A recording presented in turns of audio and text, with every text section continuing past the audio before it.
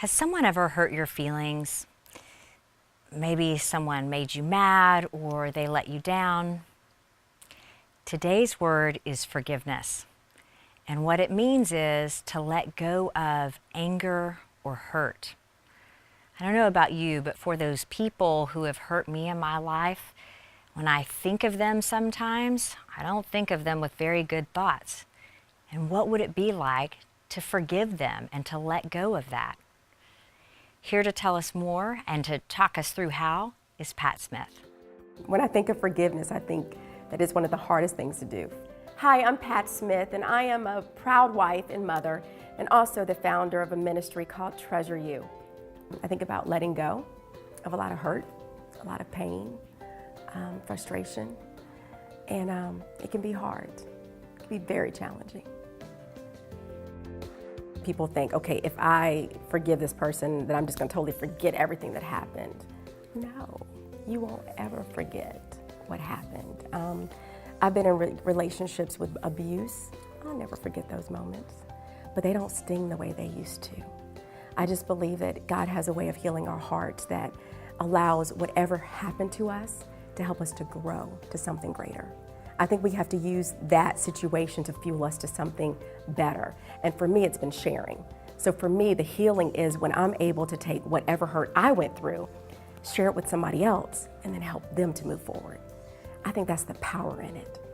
And a lot of times we look at the situations that happen to us as we're victims, you know? Like, that was terrible what happened to me, I can't get over it. No, you use that as fuel to move forward to help somebody else. That's helped me to heal.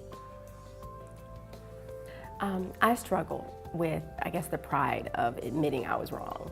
Like, to me, if I asked you to forgive me, I was admitting that I was a failure or I had done something wrong. And my sister brought that to my attention. You know, we're 8 years apart, we're real close, but we argue like most siblings. And I remember her telling me that. She says, "You never apologize." And I'm like, well, I thought, she says, "No, you always say it, but then you have an excuse for why you did it." And I realized it's like I was convicted in my heart. It's because I didn't want to admit failure.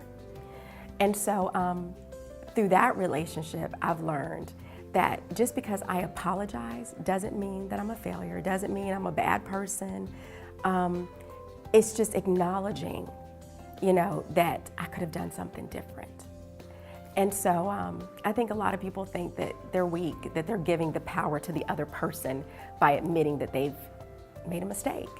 There's nothing wrong with that. But it's taken me years to get to that place. But it was my sister who brought it to my attention. And then I realized why I was doing it.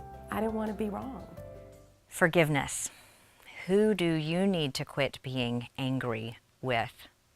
We want you to write them a letter forgiving them. You don't necessarily have to give them the letter, but if a friend hurt you, write a letter.